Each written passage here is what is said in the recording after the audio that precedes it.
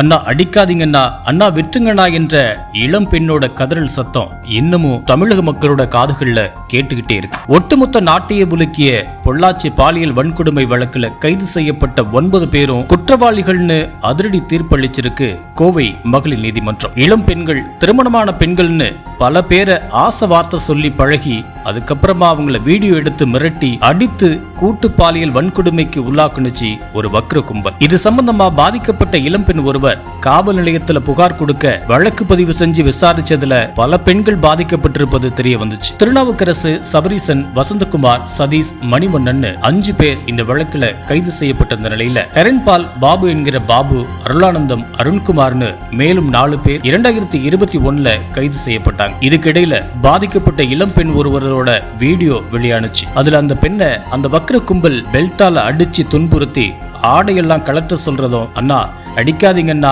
அண்ணா விட்டுருங்கண்ணான்னு அந்த பெண் கதறதும் பதிவாகிருந்துச்சு. இந்த வீடியோ சமூக வலைதளங்கள்ல பெரும் விவாத பொருளான நிலையில மக்கள் கிட்ட ஒரு மிகப்பெரிய கொந்தளிப்பை ஏற்படுத்தினுச்சு. திமுக உள்ளிட்ட அரசியல் கட்சிகளும் இந்த விவகாரத்துல போராட்டங்களை குதிச்சுச்சு. இதுல அருளானந்தம், ஹெரன்பால், பாபு இவங்கெல்லாம் அதிமுக பிரமுகர்கள். அப்போ அதிமுக ஆட்சிங்கிறதுனால காவல்துறை குற்றவாளிகளுக்கு சாதகமா செயல்படுறதாகவும் புகார்கள் வந்துட்டு இருந்துச்சு. பொள்ளாச்சி சின்னம்பட்டியில பாலியலுக்காக பயன்படுத்தப்பட்ட திருநாவுக்கரசோட பண்ணை வீடு முழு விசாரணை வளையத்துக்குள்ள கொண்டு வரப்பட்டுச்சு. அன்றைய அதிமுக அரசு இந்த விவகாரத்துல சுணக்கம் காட்டியதன் காரணமா தான் பல்வேறு சர்ச்சைகள்ல சிக்கிடுச்சு. மக்கள் போராட்டம் மற்றும் எதிர்க்கட்சிகளோட கடுமையான எதிர்ப்பின் காரணமா இந்த வழக்கு சிபிஐக்கு மாற்றப்பட்டுச்சு. 2021 மே மாதம் ஆட்சி பொறுப்பேற்ற முதல்வர் மு.க. ஸ்டாலின் தலைமையிலான தமிழ்நாடு அரசு இந்த வழக்குல தீவிரம் காட்டுனுச்சு. இந்த நிலையில தான் சிபிஐ தரப்புல சுமார் 3 குற்றப்பத்திரிகைகள் தாக்கல் செய்யப்பட்டுச்சு. இது தொடர்பான விசாரணை கோவை மகளிர் நீதிமன்றத்தில் நடந்துட்டு வந்துச்சு. அரசு சார்பில் 50க்கும் மேற்பட்ட சாட்சியங்கள்,